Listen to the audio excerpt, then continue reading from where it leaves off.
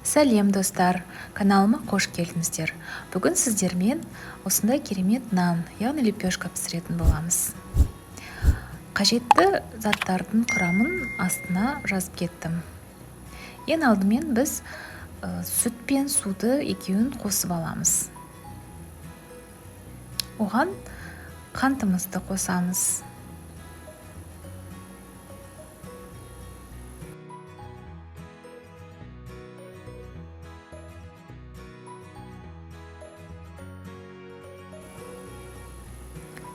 Сары майымызды қосамыз оның үстіне. Сөйтіп жылытып аламыз. Майымыз еріп, массамыз жылы болу керек. Қатты ысып кетпеу керек, салқында болмау керек, жылы болу керек.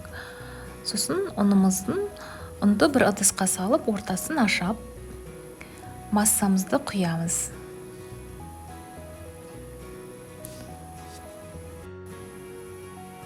Оның үстіне дрожжімізді қосамыз.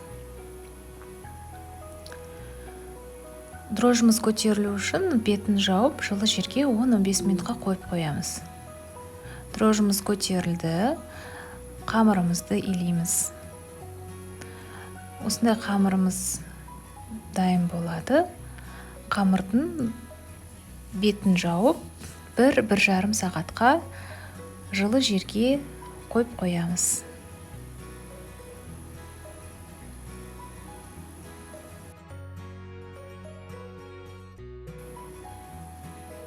Қамырымыз осылай күшті болып көтеріледі.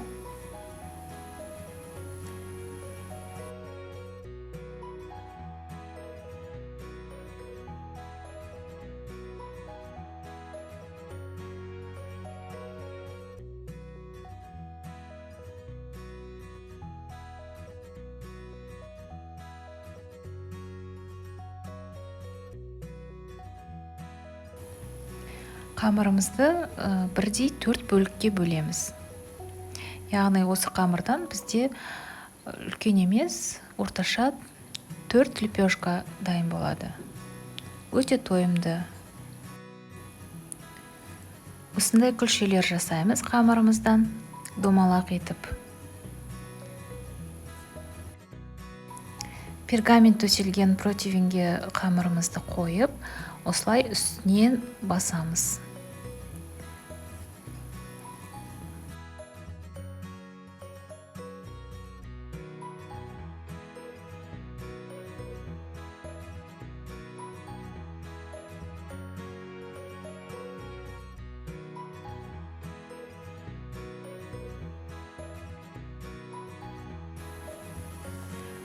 Барлық күлшелеріміздің үстінен осылай басып шығамыз.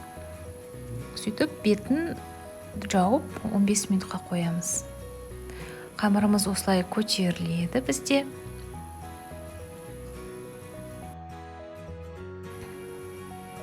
Осындай көрсетілген құралдың көмегімен ортасын тесіп шығамыз. Егер сіздерде ондай құрал болмаса, үйдегі шанышқымен, вилкамен тесіп шықсаңыздар болады. Яғни ол формасын ұстап, қамыр көтеріліп кетпес үшін керек.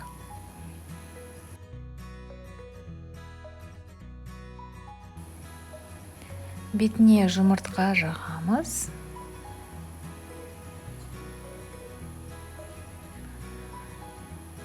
Және 2 түрлі кунжуттан сепсеңіз болады. Немесе үйде қандай бар. Мен ағын да қарасын да септім.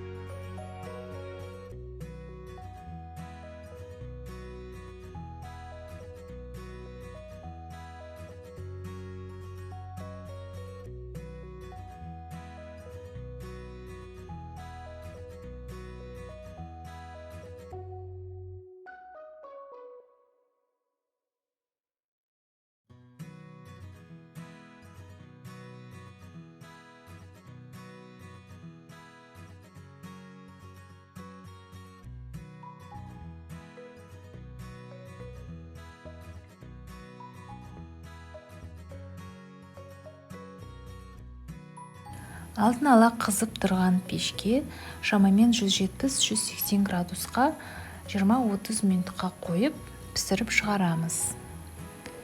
Өте тойымды, дәмді лепешкалар пісіп шығады. Сізге осы рецепт ұнап жатса, лайк басып, комментарий қалдырып жазылуларыңызды сұраймын.